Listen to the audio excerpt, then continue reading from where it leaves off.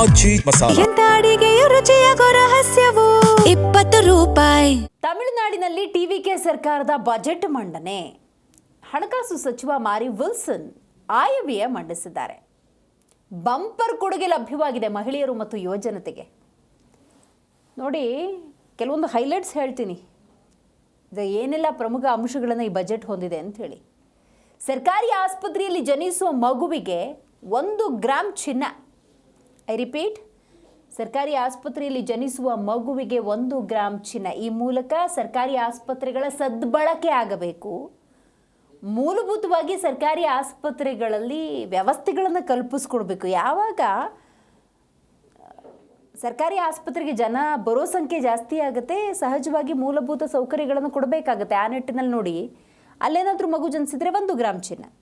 ಮದುವೆಯಾಗೋ ಹೆಣ್ಣು ಮಕ್ಕಳಿಗೆ 8 ಗ್ರಾಂ ಚಿನ್ನ ಮತ್ತು ಸೀರೆ. ಇದನ್ನು ಪ್ರಣಾಳಿಕೆ ಹೇಳಿದ್ರು, ಅದನ್ನು ಉಲ್ಲೇಖ ಮಾಡಿದ್ದಾರೆ.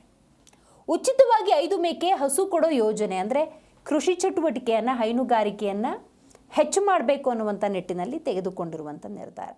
100% ಸಬ್ಸಿಡಿಯಲ್ಲಿ ಮಹಿಳೆಯರಿಗೆ ಮೇಕೆ ಸಿಗತ್ತೆ. 100% ಸಬ್ಸಿಡಿ ಕೊಡ್ತಾರೆ ಮೇಕೆ ಸಾಕಾಣಿಕೆಗೆ. ಮೀನುಗಾರರಿಗೆ ನೀಡೋ ಕಲ್ಯಾಣ ಭತ್ಯೆ 7,000ಕ್ಕೆ ಏರಿಕೆಯನ್ನು ಮಾಡಲಾಗಿದೆ. ಹೀಗೆ ಹಲವು ಯೋಜನೆಗಳನ್ನು ಈ ಆಯವ್ಯಯ ಹೊಂದಿದೆ.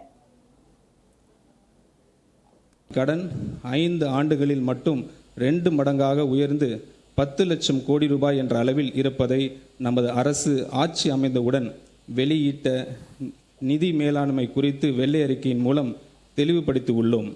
மேலும் மாநில மொத்த உள்நாட்டு உற்பத்தி மதிப்பில் சொந்த வரி வருவாயின் விகிதம், வருவாய் பற்றாக்குறை, நிதி பற்றாக்குறை என பல்வேறு நிதிநிலை குறியீடுகளில் தமிழ்நாடு மற்ற இணை மாநிலங்களுடன் ஒப்பிடுகையில் பின்தங்கிய நிலையே உள்ளது. மொத்த வரி வருவாயில் வட்டி செலுத்துவதற்கான தொகையும் பொறுப்பேற்றுக்கொண்ட செலவுகளும் தொடர்ந்து அதிகரித்து வருகின்றன.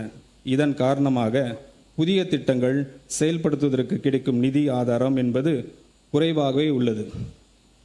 இப்படிப்பட்ட ஒரு இக்கட்டான சூழ்நிலையில் மக்கள் தேர்வு செய்யப்பட்ட நமது அரசானது